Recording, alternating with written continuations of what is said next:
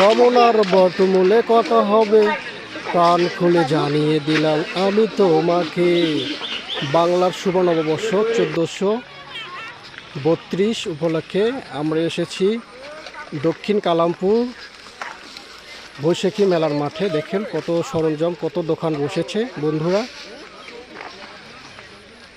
আমি দেখে পুরোই অবাক হয়ে গেছিলাম, একটু নাচলাম, তারপর সামনের দিকে চলে গেলাম। দেখেন কত দর্শক, কত দোকানপাট। এই চাষা বিড়ি খাইতেছে আর সুন্দর করে তার দোকানের সরঞ্জামগুলো ঠিকঠাক করতেছে, ফুলের দোকান। এবং এই চাষার এই যে নাম লেখে হাতে। এবং এই চাষা গরমের উপলক্ষে এখানে কিন্তু শরবত আয়োজন। আর এখানে ব্যাংক দেখতে পাচ্ছেন, মাটির সারা বাসন সহ এখানে সুন্দর সুন্দর। আর পাশে করে টেন্ডি মানে ছোটো বাবুদের খেলনা, এখানে পুরো দেখাই অনেক সুন্দর। এবার সে কসমেটিক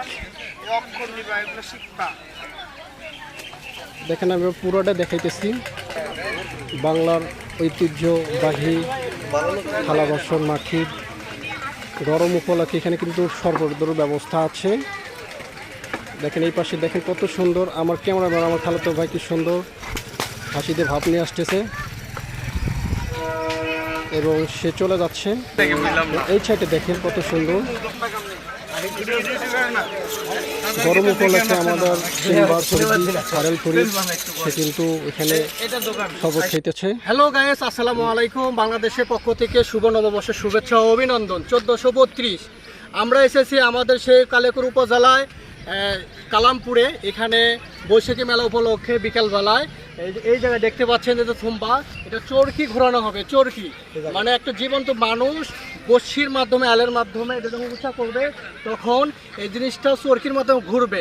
এটা হলো সেই আমাদের কালেকুর উপজেলায় কাঙ্ক্ষিত আমাদের সেই কালামপুরের সেই বড় মেলা। আপনারা সবাই আমন্ত্রিত, দেখতে থাকেন। দেখুন কত সুন্দর। এটা কিন্তু এখন লোক নাই, কিন্তু বিকেলবেলা এই জায়গার লোকের কিন্তু অভাব হবে না।